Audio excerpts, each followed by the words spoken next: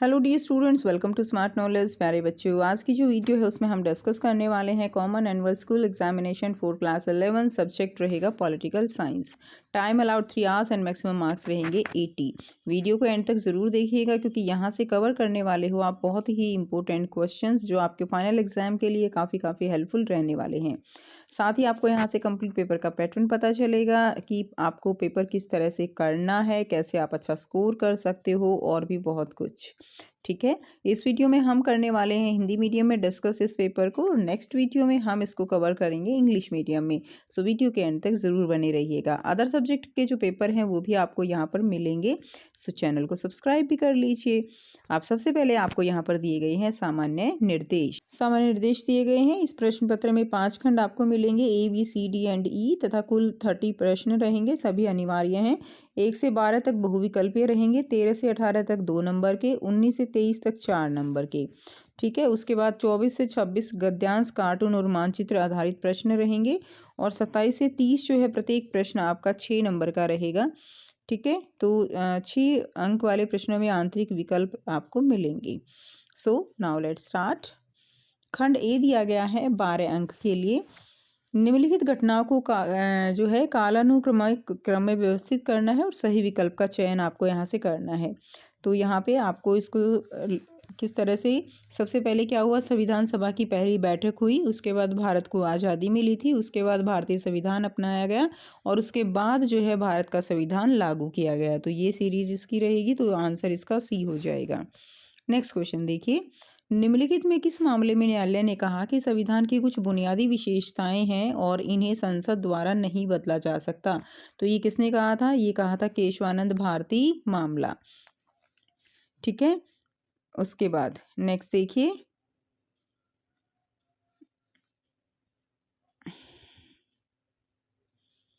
Second question है, निम्नलिखित में किस मामले में न्यायालय ने कहा कि संविधान की कुछ बुनियादी विशेषताएं यानी मूल ढांचा है और इन्हें संसद द्वारा नहीं बदला जा सकता?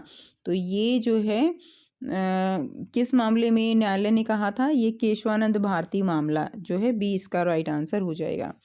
भारत में लोकसभा चुनाव के लिए उम्मीदवार के खड़े होने की न्यूनतम आयु क्या निर्धारित है? तो न्यूनतम आयु क्या है? 25 वर्ष है। नेक्स्ट क्वेश्चन देखेंगे। क्वेश्चन नंबर 4 है, निम्नलिखित प्रश्न में कथन ए के बाद कारण है, इसे पढ़ना है और उत्तर के रूप में उचित विकल्प आपको चुनना है। तो 38वां, 39वां और 42वां संशोधन अब तक के सबसे विवादास्पद संशोधन रहे हैं। ठीक है, तो ये ठीक है, और इसके द्वारा संविधान के कई महत्वपूर्ण हिस्सों में बुनियादी बदलाव करने की मांग की गई। तो ये इसका जो एक्सप्लेनेशन है ये भी ठीक है। तो आंसर हमारा क्या हो जाएगा? ए। अभिकथन और कारण दोनों सही है और कारण अभिकथन की सही व्याख्या है। नेक्स्ट देखिए। क्वेश्चन नंबर 5 दिया गया है, निम्नलिखित में से भारत में चुनाव का पर्यवेक्षण किसके द्वारा किया जाता है? तो चुनाव का पर्यवेक्षण किसके द्वारा? भारत के मुख्य चुनाव आयुक्त के द्वारा किया जाता है। जिन संविधान में संशोधन करना बहुत कठिन होता है उन्हें डैश संविधान के रूप में वर्णित किया जाता है। तो उन्हें बहुत ही कठोर संविधान के रूप में वर्णित किया जाता है। क्वेश्चन नंबर 7 है, कुछ अलगाववादी आंदोलनों से संबंधित देशों और समूहों की दी गई सूची 1 को सूची 2 से मिलान करके सर्वोत्तम उत्तर कोड आपको चुनना है। तो इसमें आपका रहेगा ए क्यूबिकाइक्स जो है, ये क्या हो जाएगा? कनाडा। क्यूबिकाइक्स क्या होगा? कनाडा। बास्क क्या होगा? उत्तरी स्पेन होगा। ठीक है, और कुर्द क्या होगा? कुर्द जो है यहाँ से हो जाएगा तुर्की और इराक। और तमिल क्या होगा? तमिल यहाँ से हो जाएगा श्रीलंका। ठीक है, नेक्स्ट देखिए। क्वेश्चन नंबर 8 दिया गया है, 18वीं शताब्दी में किन क्रांतिकारियों ने जमींदारों, सामंतों, अभिजात वर्ग और राजशाही के खिलाफ विद्रोह करने के लिए स्वतंत्रता, समानता और भाईचारा के नारे का प्रयोग किया था? तो इसमें आ जाएगा फ्रांसीसी। ठीक है, क्या आ जाएगा? फ्रांसीसी। नेक्स्ट है, डैश 19वीं सदी के एक महत्वपूर्ण विचारक थे जिन्होंने तर्क दिया कि गहरी असमानता का मूल कारण जो है वो निजी स्वामित्व होता है। तो ये बात किसने कही? ये कार्ल मार्क्स ने कहा था। नेक्स्ट देखिए, डैश को एक राजनीतिक समुदाय की पूर्ण और समान सदस्यता के रूप में परिभाषित किया गया है। तो ये क्या है? राष्ट्रवाद। नेक्स्ट देखिए। क्वेश्चन नंबर 11 है, निम्नलिखित प्रश्न में कथन ए के बाद कथन जो है कारण दिया गया है, इन्हें पढ़ना है और उत्तर के रूप में उचित विकल्प आपको चुनने हैं। अभिकथन है, अक्सर स्थानीय लोगों के बीच अन्य राज्य या देश के श्रमिकों के खिलाफ प्रतिरोध पैदा होता है। तो ये सही है और बहुत सारी नौकरियां क्षेत्र के बाहर के लोगों के पास जा रही हैं, तो ये जो है सही व्याख्या है। ठीक है, इसीलिए स्थानीय लोगों के बीच अन्य राज्य देश के श्रमिकों के खिलाफ जो क्या हो रहा है, प्रतिरोध पैदा हो रहा है, क्योंकि उनको लगता है कि उनका हक जो है वो दूसरे ले रहे हैं। तो हमारा ए आंसर सही हो जाएगा। नेक्स्ट देखिए, जब तक मैं जीवित हूँ मैं मानवता पर देशभक्ति की विजय नहीं होने दूंगा, राष्ट्रवाद की आलोचना के बारे में यह किसने कहा था? ये कहा था रविंद्रनाथ टैगोर ने। नेक्स्ट है खंड बी, 12 अंक के लिए 2-2 नंबर के प्रश्न रहेंगे। संविधान के कोई 2 कार्य आपको यहाँ से लिखने हैं। बहुत ही आसान है। संविधान के 2 कार्य, कानूनी ढांचा प्रदान करना, यह देश की शासन व्यवस्था और नागरिकों के अधिकार व कर्तव्य का निर्धारण करता है। सेकेंड है सरकार की शक्तियों का वितरण, तो यह केंद्र और राज्य सरकारों के बीच शक्तियों का बंटवारा सुनिश्चित करता है। नेक्स्ट देखिए, विश्व में किन्हीं 2 प्रकार की कार्यपालिकाओं के बारे में बताइए। तो 2 प्रकार की कार्यपालिका कौन सी होती हैं? एक कार्यपालिका तो जो लोगों के द्वारा चुनी जाती है, जैसे संसदीय कार्यपालिका है। प्रधानमंत्री एवं मंत्री परिषद संसद के प्रति उत्तरदायी होती हैं, जैसे भारत में। दूसरा है राष्ट्रपति कार्यपालिका। कार्यपालिका सीधे राष्ट्रपति के अधीन होती है, जो स्वतंत्र रूप से शासन करता है। वो कौन है? अमेरिका। नेक्स्ट देखिए, अगला क्वेश्चन है भारतीय संविधान की सीमाएं क्या हैं और किन्हीं 2 के बारे में आपको लिखना है। तो भारतीय संविधान की सीमाएं क्या हो जाएंगी? संशोधन की जटिल प्रक्रिया। अब हमारा संविधान जो है ना वो बहुत ज़्यादा जटिल है, उसके अंदर अमेंडमेंट करना बड़ा मुश्किल है, तो इसीलिए संशोधन करना उसमें कठिन है। उसका है अतिरिक्त कानूनी प्रक्रियाएं। जो न्यायपालिका में लंबी कानूनी प्रक्रियाएं हैं वो बहुत ज़्यादा समय ले लेती हैं, जिसकी वजह से न्याय मिलने में देरी हो जाती है। नेक्स्ट क्वेश्चन देखेंगे। अगला क्वेश्चन दिया गया है, सार्वभौमिक नागरिकता का क्या अर्थ है? तो सार्वभौमिक नागरिकता क्या है? तो देखिए, सार्वभौमिक नागरिकता का अर्थ है कि किसी भी लिंग, किसी भी व्यक्ति के अधिकार और कर्तव्यों का निर्धारण उसकी जाति, धर्म, भाषा, लिंग या जन्म स्थान के आधार पर न होकर समान मानवीय सिद्धांतों के आधार पर किया जाए। ठीक है, यानी कोई भी अगर इस तरह के अधिकार या कर्तव्य दिए जाते हैं, ठीक है, या कंसिडर किए जाते हैं, तो वो ये देखकर ना निर्धारित किए जाएं कि इनका लिंग क्या है, जाति क्या है, धर्म क्या है, ठीक है, वेशभूषा क्या है, इस तरह की चीज़ों से ये फैसले ना लिए जाएं। उसको हम सार्वभौमिक नागरिकता कहते हैं। अगला क्वेश्चन देखिए, राष्ट्रीय आत्मनिर्णय की अवधारणा के बारे में वर्णन कीजिए। तो राष्ट्रीय आत्मनिर्णय क्या होता है? राष्ट्रीय आत्मनिर्णय का तात्पर्य उस अधिकार से है जिसमें किसी राष्ट्रीय समुदाय को यह स्वतंत्रता होती है कि वह अपनी तरक्की व्यवस्था, वह अपनी राजनीतिक व्यवस्था, शासन प्रणाली और विकास की दिशा को स्वयं तय कर सके। ठीक है, तो ये क्या होता है? राष्ट्रीय आत्मनिर्णय यानी अपने आप निर्णय लेना। ये स्वतंत्रता होती है कि वो अपनी शासन व्यवस्था, प्रणाली सभी को सोचते समझते हुए स्वयं तय कर सके। ठीक है, नेक्स्ट देखिए, अगला क्वेश्चन है। अगला प्रश्न है धर्मनिरपेक्ष राज्य के बारे में लिखिए। तो धर्मनिरपेक्ष राज्य जो है वो किसे कहते हैं? धर्मनिरपेक्ष राज्य वह है जहां सरकार किसी भी धर्म को बढ़ावा नहीं देती है और सभी धर्मों के प्रति समान व्यवहार करती है। इसमें नागरिकों को धार्मिक स्वतंत्रता प्रदान की जाती है और धर्म का राज्यों के कार्यों में हस्तक्षेप नहीं होता है। ठीक है, उसके बाद नेक्स्ट देखिए, खंड सी दिया गया है 20 अंक के लिए। तो भारतीय संविधान में विश्व के अन्य संविधानों से लिए गए किन्हीं 4 प्रावधानों के बारे में संक्षेप में लिखिए। ठीक है, तो कौन कौन से प्रावधान दूसरे देशों से लिए गए हैं? ब्रिटेन से लिया गया है संसदीय प्रणाली, आप चाहो तो इसमें एक एक लाइन और एक्सप्लेन करके लिख सकते हो। अमेरिका से क्या लिए गए हैं? मौलिक अधिकार। यहाँ पे आप बता सकते हो कि हमारे कितने अधिकार मौलिक अधिकार हैं, किस अधिकार को संविधान की आत्मा कहा जाता है।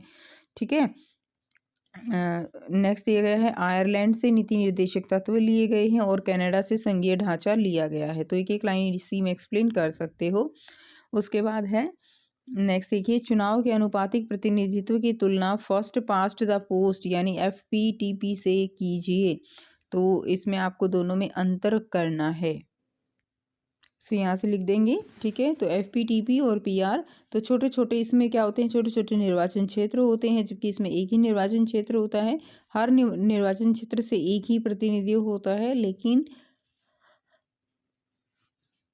यहाँ पर एक से ज़्यादा प्रतिनिधि भी हो सकते हैं। मतदाता प्रत्याशी को वोट देता है, यहाँ पर मतदाता सीधा पार्टी को वोट देता है। प्रत्याशी को मतदाता व्यक्तिगत जानते हैं, जबकि पार्टी को जानते हैं प्रत्याशी को कौन है। ठीक है, इसमें क्या है, ये केवल पार्टी को जानते हैं। नेक्स्ट देखिए, अगला प्रश्न है, भारतीय संविधान के 73वें संशोधन के बारे में संक्षेप में बताइए कि 73वां संशोधन जो है भारतीय संविधान का कौन सा था। तो यह संशोधन 1992 में लागू किया गया था और इसके तहत पंचायती राज व्यवस्था को संवैधानिक मान्यता दी गई थी। इसमें ग्राम पंचायतों को सशक्त बनाने के लिए 3 स्तरीय ढांचा जो है वो स्थापित किया गया था। तो इसकी मेन पॉइंट्स क्या था कि ये त्रिस्तरीय व्यवस्था है। तो इसमें आप लिख सकते हो पंचायती व्यवस्था है, फिर राज्य है, फिर उसके बाद केंद्रीय सरकार होती है।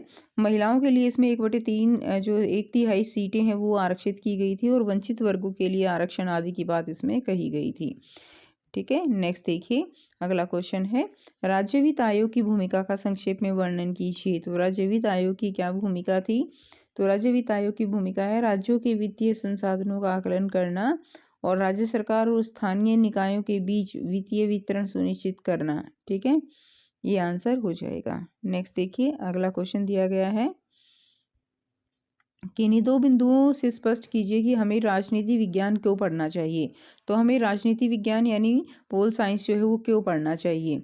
तो उसका रीजन क्या है, सबसे पहले है लोकतांत्रिक जागरूकता। तो जागरूक होने के लिए देश के बारे में, अपने कर्तव्यों के बारे में, अपने जो राइट्स हैं उनके बारे में हमें जागरूक होना चाहिए। और वो हमें कहाँ से पढ़ने को मिलता है, हमें पोल साइंस से पढ़ने को मिलता है। यह नागरिकों को उनके अधिकारों और कर्तव्य के प्रति जागरूक करता है। राजनीतिक विश्लेषण, यह नीतियों और शासन को की कार्य प्रणाली का विश्लेषण करने की क्षमता विकसित करता है। नेक्स्ट देखिए, अगला क्वेश्चन जो दिया गया है, राजनीतिक सिद्धांत के क्षेत्र का वर्णन कीजिए। तो राजनीतिक सिद्धांत के क्षेत्र का वर्णन आपको करना है। यह राजनीति विचारों, संस्थाओं और प्रक्रियाओं का अध्ययन करता है। यह न्याय, समानता, स्वतंत्रता और सत्ता जैसे विषयों पर क्या करता है, विमर्श करता है। ठीक है, नेक्स्ट देखिए, भारतीय धर्मनिरपेक्षता को लेकर कुछ आलोचनाएं भी हैं। इन आलोचनाओं का उल्लेख कीजिए, किन्हीं 4 बिंदुओं में कीजिए। तो क्या क्या जो है आलोचनाएं हैं। तो सबसे पहली आलोचना है अल्पसंख्यक का तुष्टीकरण। कुछ लोग मानते हैं कि सरकार जो है वो अल्पसंख्यकों के प्रति अधिक झुकाव रखती है।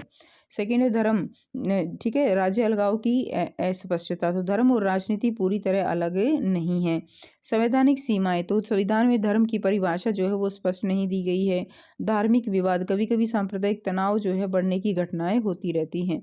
तो ये इसमें पॉइंट्स आ जाएंगे।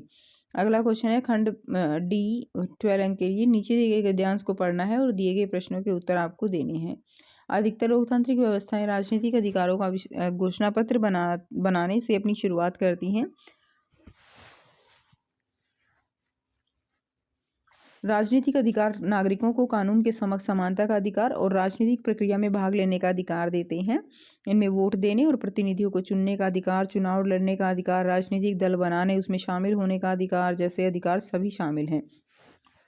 राजनीतिक अधिकार नागरिक स्वतंत्रताओं से जुड़े होते हैं। ठीक है, नागरिक स्वतंत्रता क्या होती है। नागरिक स्वतंत्रता है स्वतंत्र और निष्पक्ष जांच का अधिकार, विचारों की स्वतंत्र अभिव्यक्ति का अधिकार, प्रतिवाद करने, असहमति व्यक्त करने का अधिकार। नागरिक स्वतंत्रता और राजनीतिक अधिकार जो है मिलकर किसी सरकार की लोकतांत्रिक प्रणाली की बुनियाद का निर्माण करते हैं। लेकिन जैसा कि पहले बताया गया है, अधिकारों का उद्देश्य लोगों के कल्याण की हिफाजत करना होता है। सरकार को जनता के प्रति जवाबदेह बनाकर, शासकों की उपेक्षा लोगों को सरोकार का अधिक महत्व देकर और तमाम लोगों के लिए सरकार के निर्णय को प्रभावित करने का मौका सुनिश्चित कर राजनीतिक अधिकार इसमें सहयोग करते हैं। तो क्वेश्चन फर्स्ट रहेगा, निम्नलिखित में कौन सा राजनीतिक अधिकार नहीं है। तो इसमें कौन सा राजनीतिक अधिकार नहीं है। मजदूरी पाने का अधिकार जो है ये राजनीतिक अधिकार नहीं है। अधिकारों का उद्देश्य व्यक्ति के डैश की रक्षा करता है। तो अधिकारों का उद्देश्य जो है व्यक्ति के कल्याण की रक्षा करता है। नेक्स्ट, निम्नलिखित में से कौन सा भारत में मौलिक कर्तव्य है। कर्तव्य देखिए, कानून का शासन ये नहीं है, धार्मिक स्वतंत्रता नहीं है, ठीक है, अभिव्यक्ति की स्वतंत्रता ये जो है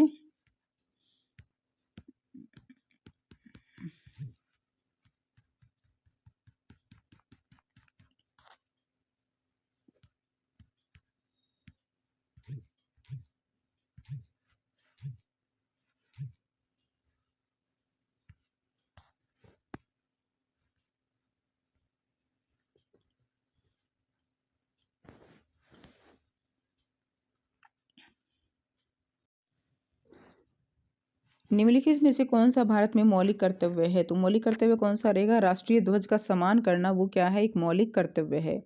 नेक्स्ट क्वेश्चन देखिए, निम्नलिखित में से कौन सा अधिकार अब भारत का मौलिक अधिकार नहीं है? तो संपत्ति का अधिकार जो है ये पहले किया गया था, लेकिन बाद में इसको हटा दिया गया, ये मौलिक अधिकार नहीं है। क्वेश्चन नंबर 25 है, भारत के दिए गए राजनीति के मानचित्र में ABCD के चिन्ह अंकित किए गए हैं और नीचे दी गई जानकारी के आधार पर इन राज्यों को पहचानना है और उनके सही नाम के सामने उनका वो जो है प्रारूप में उनको आंसर करना है। तो देखिए, दक्षिण पश्चिमी भारत का एक द्विसदनीय विधानसभा वाला क्षेत्र, तो दक्षिण पश्चिमी भारत का आपको बताना है एक द्विसदनीय विधानसभा वाला, तो दक्षिणी पश्चिमी क्षेत्र का, तो इसमें क्या आ जाएगा? ए आ जाएगा महाराष्ट्र। ठीक है, उसके बाद है पूर्वी भारत का एक द्विसदनीय विधायिका वाला राज्य, तो पूर्वी भारत का यहाँ पे जो दिया गया है वो बिहार है, सी आ जाएगा। उसके बाद उत्तरी भारत का एक द्विसदनीय विधायिका वाला राज्य है, तो उत्तरी भारत का एक द्विसदनीय, उत्तरी भारत का क्या हो जाएगा? बी हो जाएगा, उत्तराखंड। और दक्षिणी भारत का एक सदनीय विधायिका वाला राज्य, दक्षिणी भारत में कौन है यहाँ पे? ये तमिलनाडु है। ठीक है, तो ये तो है, क्या हो जाएगा? तमिलनाडु हो जाएगा, डी। तो इसका आंसर आप लिख देंगे। आंसर की जो ए है वो क्या रहेगा? पहले का आंसर जो है ए महाराष्ट्र, दूसरे का आंसर सी बिहार, तीसरे का बी उत्तराखंड, चौथे का डी रहेगा केरल। नेक्स्ट देखिए, क्वेश्चन नंबर 26 है, दिए गए कार्टून का ध्यानपूर्वक अध्ययन कीजिए और इस पर आधारित प्रश्नों के उत्तर आपको लिखने हैं। बिल्कुल साफ सुथरे चयन को सुनिश्चित करने के लिए सबको एक जैसा टेस्ट देना होगा। आप सबको उस पेड़ पर चढ़कर दिखाना है। ठीक है, तो इस कार्टून में किस प्रकार का चयन दिखाया गया है? तो इसमें असमान और अन्यायपूर्ण चयन दिखाया गया है। इस प्रकार के चयन में किस प्रकार की असमानता दिखाई गई है? तो इसमें क्षमताओं की असमानता दिखाई गई है। क्या यह उचित चयन है? अपने उत्तर के समर्थन में कारण जो है कारण दीजिए। तो नहीं, यह जो है चयन है ये उचित नहीं है। समान योग्यताओं सहित जो चयन नहीं है ये, इसलिए उचित नहीं है। नेक्स्ट देखिए, प्रश्न संख्या 26 के स्थान पर निम्नलिखित प्रश्न केवल दृष्टिबाधित अभ्यर्थियों के लिए है, तो इसको भी आप कर लेंगे। सबसे पहले दिया गया है समानता क्या होती है? तो समानता क्या है? सबके साथ बराबरी अर्थात एक जैसा व्यवहार करना बिना किसी भेदभाव के क्या कहलाता है? समानता कहलाता है। नेक्स्ट देखिए, हमारे संविधान के अनुसार किस प्रकार का भेदभाव वर्जित है? तो हमारे संविधान के अनुसार सामाजिक, आर्थिक, राजनीतिक जो है भेदभाव क्या है? वर्जित है। कोई एक उदाहरण दीजिए जिसमें विशेष सहायता से समानता बढ़ रही हो। तो विशेष सहायता से समानता बढ़ रही हो यानी दिव्यांगों की सुविधा जो है उससे समानता बढ़ रही है। असमानता का एक उदाहरण दीजिए। तो असमानता का उदाहरण क्या होगा? विकास के समान अवसर सभी को नहीं दिए जाना, ये असमानता का एक उदाहरण हो जाएगा। नेक्स्ट क्वेश्चन देखिए, खंड ई दिया गया है 24 अंक के लिए। तो भारतीय संसद के कार्यों का संक्षेप में समझाइए। तो भारतीय संसद के क्या क्या कार्य हैं वो आपको बताना है। तो भारतीय संसद के कार्य क्या है? कानून बनाना होता है, वित्तीय बजट पारित करना होता है, संविधान में संशोधन, कार्यपालिका पर नियंत्रण, निर्वाचन संबंधी कार्य करते हैं और न्यायिक कार्य करते हैं। तो ये जो है इसका आंसर हो जाएगा। इसी को आप और इलेबोरेट करके लिख देंगे, इसी में आगे पॉइंट्स बना के। ठीक है, मेन पॉइंट्स यही रहेंगे। नेक्स्ट देखिए, भारत के सर्वोच्च न्यायालय के अधिकार क्षेत्र का वर्णन कीजिए, किन्हीं 3 बिंदुओं का उल्लेख करें। तो सर्वोच्च न्यायालय का अधिकार क्षेत्र क्या है? उसके अधिकार में क्या क्या चीज़ें आती हैं? तो सबसे पहला जो है वेरी इंपॉर्टेंट, मौलिक अधिकारों की रक्षा, रिट अधिकारिता। सर्वोच्च न्यायालय नागरिकों के मौलिक अधिकारों के उल्लंघन पर विशेष रिट जारी करके उनकी सुरक्षा करता है। नेक्स्ट है अपील का अधिकार। उच्च न्यायालयों के फैसलों के विरुद्ध अपील करने का अधिकार जो है वो किसके पास है? सर्वोच्च न्यायालय के पास है। नेक्स्ट है विवाद समाधान। तो यह केंद्र और राज्यों या राज्यों के बीच होने वाले संवैधानिक विवादों का निपटारा करता है। तो क्या विवाद समाधान हो जाएगा। नेक्स्ट क्वेश्चन देखिए, किन्हीं 3 प्रावधानों का संक्षेप में बताइए जो साबित करते हैं कि भारत एक मजबूत केंद्र सरकार वाला संघ है। ठीक है, तो भारत एक मजबूत केंद्र सरकार वाला संघ है, वो हमें किससे पता चलता है? पहला है पॉइंट लिख देंगे, संविधान का एकात्मक ढांचा। संविधान जो है केंद्र को व्यापक शक्तियां प्रदान करता है और केंद्र की सहमति के बिना राज्य संविधान में संशोधन नहीं कर सकती। आपातकालीन प्रावधान है, आपातकाल की स्थिति में केंद्र सरकार राज्य के अधिकारों को सीमित कर सकता है। संविधान की समवर्ती सूची, समवर्ती सूची में केंद्र और राज्य दोनों कानून बना सकते हैं, लेकिन टकराव की स्थिति में केंद्र का कानून मान्य होता है। अगला क्वेश्चन है, अथवा में दिया गया है भारत की संघीय व्यवस्था में भी कुछ टकराव हैं, ऐसी किन्हीं 3 द्वंद्वों की व्याख्या कीजिए। तो संघीय व्यवस्था जो भारत में है उसमें भी आपसी में कुछ टकराव रहते हैं, तो वो उन टकराव के बारे में बताना है। तो सबसे फर्स्ट पॉइंट आप लिख देंगे वित्तीय संसाधनों का विवाद। राज्यों को अक्सर लगता है कि केंद्र कर संग्रह में उनकी हिस्सेदारी नहीं दे रहा है। राज्यपाल की भूमिका, राज्यपाल के राजनीतिक उपयोग पर विवाद होता है। कानून व्यवस्था, पुलिस और कानून व्यवस्था राज्यों के विषय हैं, लेकिन केंद्र इसमें हस्तक्षेप करता है। ठीक है। नेक्स्ट देखिए, अगला है आर्थिक समानता वर्तमान समय की एक महत्वपूर्ण अवधारणा है। क्वेश्चन नंबर 29 करेंगे, हम समानता का समर्थन कैसे कर सकते हैं? संक्षिप्त विवरण के साथ कोई 3 बिंदु सुझाए। तो समानता का समर्थन कैसे कर सकते हैं? ठीक है, तो कानूनी सुधार, समाज में भेदभाव रोकने के लिए प्रभावी कानूनों को लागू करना आवश्यक है। दूसरा है शिक्षा और जागरूकता, सभी के लिए समान और गुणवत्तापूर्वक शिक्षा की व्यवस्था से सामाजिक भेदभाव कम हो सकता है। ठीक है।